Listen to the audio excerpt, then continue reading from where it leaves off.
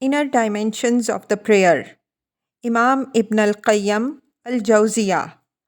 Comparison of differing experience between performing salah and listening to music, being a translation of his work Asrarus Salah wal Farqu wal Mawazinu Bainal Salati was Sama, translated by Ayman Ibn Khalid.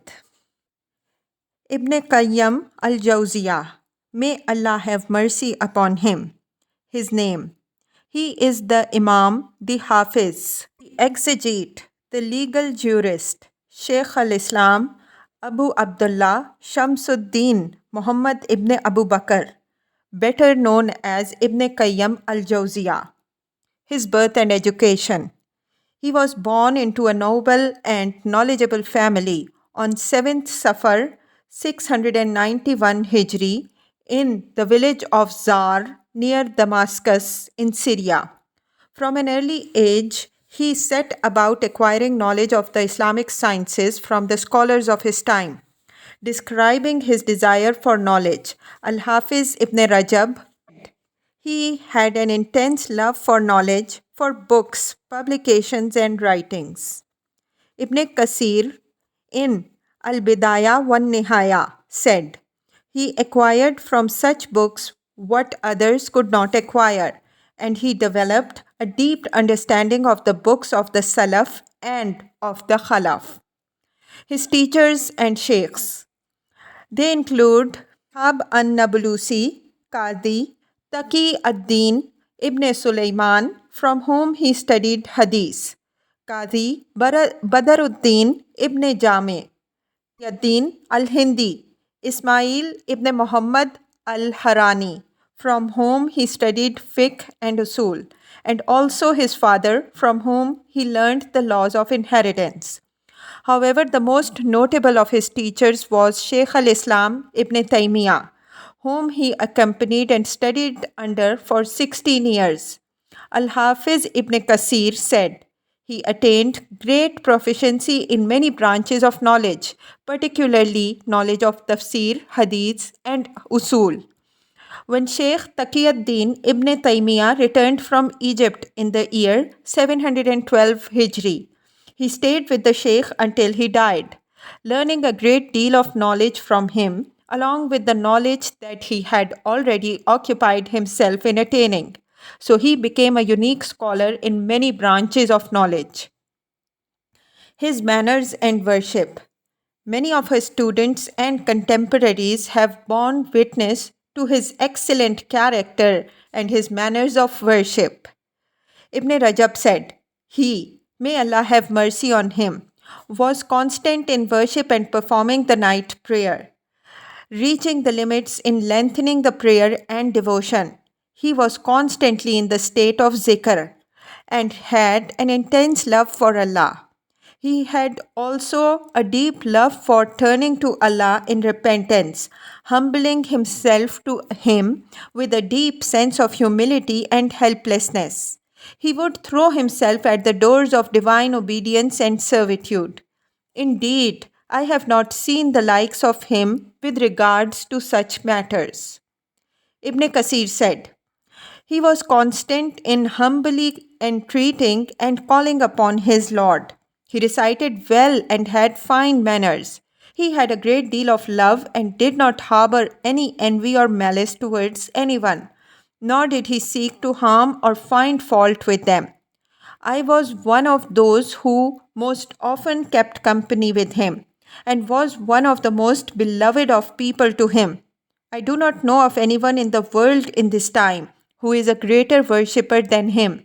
His prayer used to be very lengthy, with prolonged bowing and prostration.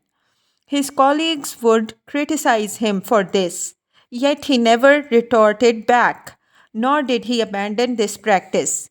May Allah bestow His mercy upon him. His students and works. Amongst his most prominent students were Ibn Kasir, Az-Zahabi, Ibn Rajab, and Abul Hadi, as well as two of his sons, Ibrahim and Sharafuddin Abdullah. Ibn al-Qayyim authored over 60 works. His books and writings are characterized by their touching address to the heart and soul, as well as their accuracy, precision, strength of argument, and depth of research. In the field of fiqh and usul, his writings include Lamul Muwakkihin, Rukul Hukmiya, Adatul Lahfan, Fatul Maulad, Ahkamul Zimma, and Furusiya. In the field of Hadith and Sira, they include Tahdhibul Sunan Abi Dawud, Qaidul Hadithiya, Jalalul Afham, and Zadatul Ma'ad. In the fields of beliefs, Ijtama'ul Usul Islamiyah, Sawaiqul Mursalah, Fa'ul Alil, Diyatul Urwah, Faya wa Shifaya, and Kitab ar-Ruh. In the field of akhlaq, morals, and tazkiyah, purification, Rijul Salakin, Ad-Da'a wad-Dawa, Al-Bilus Siyab, Ta Daras Sadah. In the sciences of Quran, At-Tibyan fi Aqsam al-Quran and Sal al-Quran. In language and miscellaneous issue, Ayatul Fawaid. Two books have also been written collating the exegetical comments of Ibn al-Qayyim from his various works, Tafsir al-Qayyim and Tafsir al-Munir. A few works of his have also been translated into English language. The Magnificent Journey, The Invocation of God, Medicine of the Prophet, Zad al-Ma'ad. Statements of the scholars about him. Ibn Rajab said, he had deep knowledge concerning tafsir and the fundamentals of religion, reaching the highest degree concerning them both. Similar was the case in the field of hadith with regards to understanding its meanings, subtleties, and deducing rulings from them. Likewise was the case in the field of fiqh and its usul as well as the Arabic language. He did a great service to these sciences. He was also knowledgeable about rhetoric, grammar, and suluk, as well as the subtleties and details that occur in speech of the people of Tasawwuf. Al-Hafiz ibn Hajar said, he possessed a courageous spirit as well as a vast and comprehensive knowledge. He had deep knowledge concerning the differences of opinion of the scholars and about the ways of the Salaf. Ibn Hajar also said in his commendation to Datul Wafir, and if there were no virtues of Sheikh Taqiyuddin Ibn Taymiyyah, except for his famous student Sheikh Shamsuddin Ibn Qayyim al-Jawziyah, the author of many works, which both his opponents and supporters benefited from. This would be a sufficient indication of his, Ibn Taymiyyah's, great position. Al-Hafiz ibn Nasir Dimishki said, he possessed knowledge of the sciences, especially tafsir and usul. He also said, Abu Bakr Muhammad ibn al-Muhib said, as found in his letter, I said in front of our Sheikh al-Mizi, is Ibn al-Qayyim at the same level as Ibn Khuzaymah? He replied, he is in this time what Ibn Khuzaymah was in his time. As-Suyuti said, his books have no equal and he strove and became one of the great imams in the fields of tafsir, hadith, the book, the sunnah, and the Arabic language. Ali Arqari, it will be clear to whoever aspires to read the explanation of Manzilus Sairin that they, Ibn al-Qayyim and Ibn Taymiyyah, are from the great ones of Ahlus Sunnah Jama'ah and from the awliya of this ummah. Qari Burhan ad-Din az-Zura said, as quoted from him in Tabaqat al-Hanabilah, there is none under the heavens who has greater knowledge than he.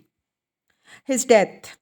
Imam Ibn al-Qayyim passed away at the age of 60 on the 13th night of Rajab, 751 Hijri. May Allah shower His mercy upon him.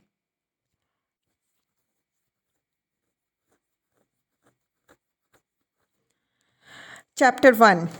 With the name of Allah, the All-Merciful, the Most Merciful. Imam Muhammad ibn Abi Bakr ibn Qayyim al-Jawziyah, may Allah bestow His mercy upon him, said, "This is a discourse on the inclination towards listening to music and songs versus the affinity to Salah and the Quran, offering a detailed account of how the experience derived from the Quran and the Salah is antithetic to that of music and singing. It will also sedate the inverse relation between the two inclinations and the manner in which the strength and influence of one necessitates the weakness and ineffectiveness of the other. That is, the stronger the yearning for music and singing is, the weaker shall the attachment to Salah and Quran be." 1.1. The Salah is tranquility for worshippers and Allah's gift to the believers.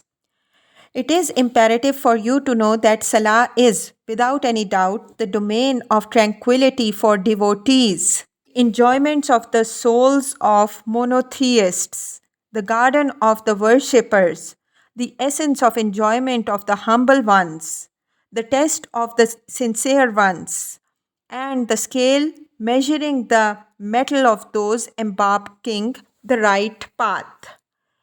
It is truly a divine mercy Allah has gifted to His believing servants that He has guided them to and acquainted them with. He delegated His truthful and honest messenger, Prophet Muhammad sallallahu alaihi wasallam, to deliver this gift to His believing servants in order that they may attain a noble status with Him. Through its means, He dignifies, honors, and showers them with His mercy and allows them to win His nearness. He bestows upon His believing servants all this, although He is in no need of them. He just wants to lavish them with this gracious gift to show His favor upon them and bring their hearts and bodies all together into His servitude. He, the Most Exalted, endows the heart of the knower of Allah by enabling him to reap the best of its harvest, turning to Him, exalted be He, rejoicing in His closeness, basking in His love, enjoying standing before Him, dismissing everything except Him as soon as he commences worship, and fulfilling the rights of his servitude to Him, inwardly and outwardly, in order for his worship to be in a manner that pleases Allah. Even as Allah tested His servants by creating them with innate lusts and desires and exposing them to external temptations, His mercy and kindness mandated that Allah, the Most High, give His servants a feast comprising of several kinds of delicacies, nourishments, gifts, and grants to help them repel these desires and temptations. And He did invite them to attend this banquet on a daily basis, not once but 5 times a day.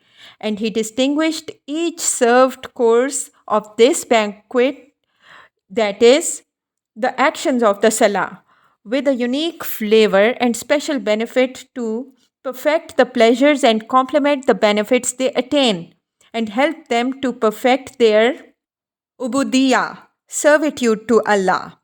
Thus, only did He make every act of worship performed in Salah a means of remedy to atone for the minor sins they committed, but rewarded them with a special light for praying. In fact, Salah brings forth light and strength into the heart, qalb, increases the share of one's provision in this life, inspires others to love, Habba, the one who prays, and lets angels and also the earth with its mountains, trees, and rivers rejoice. Furthermore, on the day of judgment, when the believing servants of Allah meet their Lord, their salah shall turn into light and transform into reward. Before attending the feast, their hearts endured starvation, thirst, and nakedness. But as soon as they commence the worship, that is Salah, all that shall change to become the opposite. Hence, they shall leave the feast with stomachs full, throats moistened, and bodies attired. 1.2 The likeness of the heart to the earth. Due to the sterility and poverty of indolence, dissatisfaction, idleness, etc., that the hearts, kulub, and souls, nufus, endure time and time after. The invitation is renewed 5 times a day. However, the mercy of Allah necessitated that a gap of time pass between each invitation. So the invitee is constantly calling for the rain from the one in whose hand is the water to quench the hearts, and beseeching the clouds of his mercy to have their water descend upon his heart, in order that the trees of Iman and the harvest of Ihsan, growing from the divine mercy, that is Salah, do not dry out. The essence of these plants maintains their survival in his heart, qalb, and his soul, ruh. Therefore, the heart of the Abd of Allah continues to implore in humility for the rain to fall upon his heart from his Lord and invoke him to relieve his heart from drought and thirst. This truly, for the Abd of Allah, is a way of life. Indeed, the drought of hearts is heedlessness, ghafla. But as long as the abd of Allah is indulged in the remembrance of Allah and constantly turning to Him, the rains of His mercy will shower his heart abundantly. As soon as he becomes heedless, however, drought shall strike his heart, and the damage caused will be according to the degree of his heedlessness. This is because when inadvertently dominates and overwhelms the heart, its land becomes lifeless. It shall produce no harvest for reaping, and the fire of desires will scorch it from every side, leaving the land bare after it had once been rich with every different kind of vegetation. Nonetheless, as soon as the rains of mercy fall upon the heart of the Abd of Allah, the land of his Iman and deeds quivers, turns fertile, causing every lovely kind to grow thereon, sustained and nourished by the life giving water. When the land is deprived of water, the branches and leaves of its flora wither away, becoming fruitless. Even the branches are reft of benefit as they become rigid and fragile. At this juncture, the wisdom of the one overseeing this garden dictates having these dried trees cut and making its wood a fuel for fire.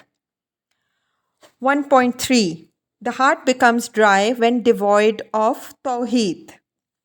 Similarly, in the case of the heart of the Abd of Allah, it becomes dried whenever it is devoid of number 1, love, hub of Allah, number 2, knowledge about Him, number 3, His remembrance, number 4, supplication and invocation, number 5, most importantly, Tawheed.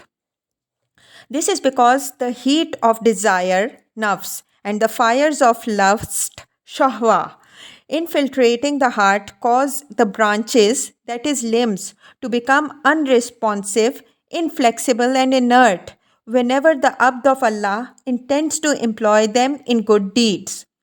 Under these circumstances, the tree, including its branches, is rendered useless. Its only fitting use is as fuel for hellfire. Allah said, وَيْلٌ لِلْقَاسِيَةِ قُلُوبُهُمْ مِنْ ذِكْرِ اللَّهِ أُولَٰئِكَ فِي ضَلَالٍ مُبِينٍ. Then woe unto those whose hearts are hardened against remembrance of Allah. Such are in plain error. Az-Zumar 22. When the heart is watered with the rains of mercy, the branches will be soft, moist, pliable, and responsive. If you call them for the worship of Allah, they submit and hasten to obey, letting you reap from each branch the fruits of true enslavement to Allah, whose essence is the irrigation of the heart, which influences the functioning of the heart and the limbs. On the other hand, when the heart is parched and dried, that is, rigid and hardened, the branches do not perform any good deeds because the essence of life is missing from the heart. Thus, the limbs are cut off from life accordingly. And even though each limb has been created and prepared to render a unique act of worship, demonstrating an aspect of mankind's servitude to Allah, the limbs cannot produce their anticipated harvest due to the incapacity and hindrance in their functioning. 1.4 Divisions of people in regards to the actions of the limbs. In light of this, people are of three kinds in regard to the actions of their limbs. Number one, those whose limbs are engaged in the service of their Lord to fulfill the purpose for which they are created. They are among the successful merchants who have made Allah's obedience to be their trade and livelihood from which they yield the greatest profits. Salah has been prescribed in such a manner that the entire body follows the lead of the heart, so that each limb practices its individual act of worship, demonstrating its servitude to Allah. These are the category of people who have realized the grace of Allah upon them and have understood the true purpose behind the creation of their limbs, and therefore they dedicate their limbs to worshipping their Lord, all the while safeguarding them from being involved in matters that may displease Him. So they fulfill the duties and responsibilities of their servitude to Allah. Number two, those who utilized their limbs in pursuit of what they have not been created for and dedicated them to committing sins and disobeying Allah. They are the ones whose endeavors fail and whose trade is never successful. And because of that, they deserve Allah's punishment and wrath and are precluded from receiving His pleasure and reward. Number three, those who completely suspend their limbs from engaging in any kind of productive activity. They neither serve the purpose for which they are created, nor use them in obtaining the good of this worldly life, due to their ignorance and idleness. This group is even worse than the previous group, because mankind is created to worship and obey, and not for incapacity and impotence. In fact, the most despised people to Allah are the useless type, who are neither productive in this life nor endeavor to have a share in the hereafter. They are condemned in every sense.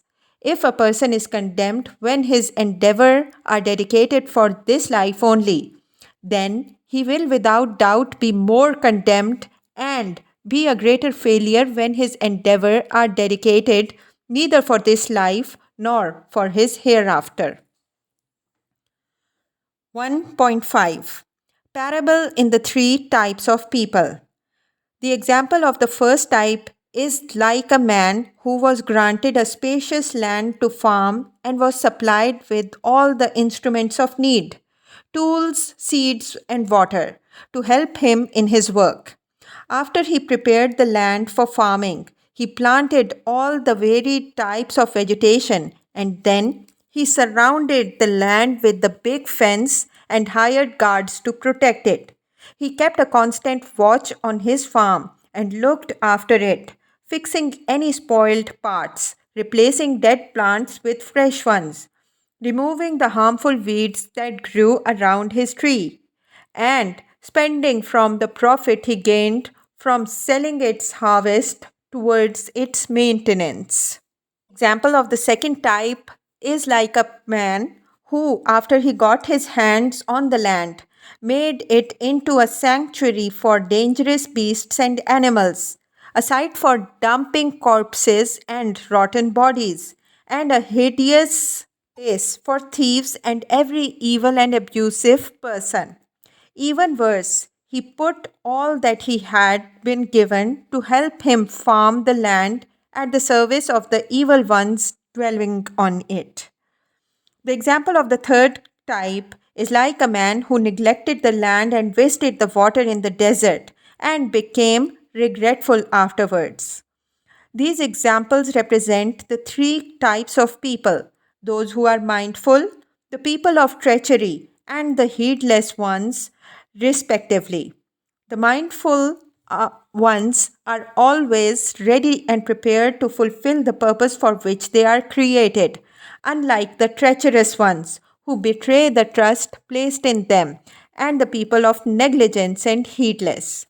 The affairs of the righteous people, be it in their repose or activity upon taking a bite of food or a sip of drink, in their words or silence, in a state of sleep or awakening, is always earning them reward and counted in their favor.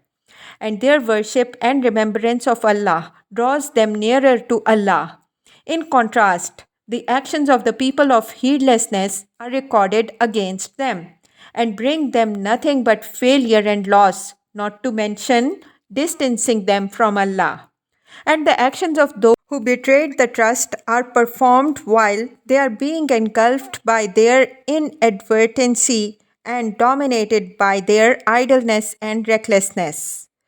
The grace surrounding the first group is a natural result of their obedience and acts of worship, while the misery of the second group is a natural result of their transgression and treachery, because Allah did not grant them all that they have in order that they use it in disobeying Him, which is a betrayal of the trust assigned to them by Allah.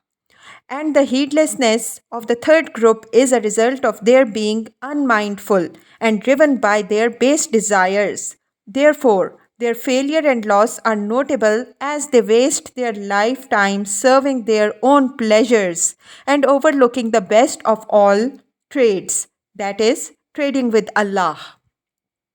The wisdom behind Allah calling His believing slaves to the ritual of Salah 5 times a day is to manifest His mercy upon them. Hence, He has facilitated for them within it a diverse abundance of actions and rites of worship, so that His believing slaves may enjoy the reward of every word, action, silence, and movement practiced therein. 1.6 The Secret and Essence of Salah. The secret and essence of Salah lies in the inclination of the heart towards Allah alone and focusing attention on Him while praying. Consider the case of a person whose heart is engaged in one's own thoughts and worldly affairs.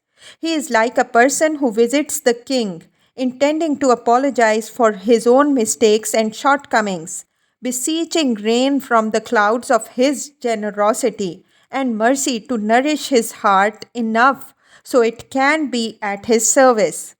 However, as soon as he arrives at his doorstep and is on the verge of calling upon him, he turns away from the king and instead starts to busy himself with things that are most disliked and disparaged by the king.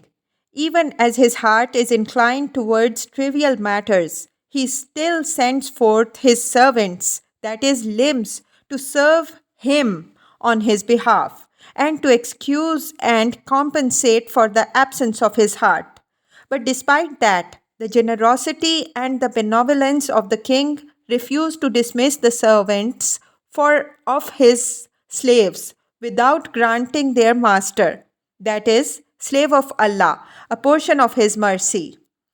But there is a big difference between the ones who win and earns the trophy and those given a consolation prize out of compassion and mercy, Allah said, وَلِكُلٍّ دَرَجَاتٌ مِّمَّا عَمِلُوا وَلِيُوَفِّيَهُمْ أَعْمَالَهُمْ وَهُمْ لَا يُظْلَمُونَ.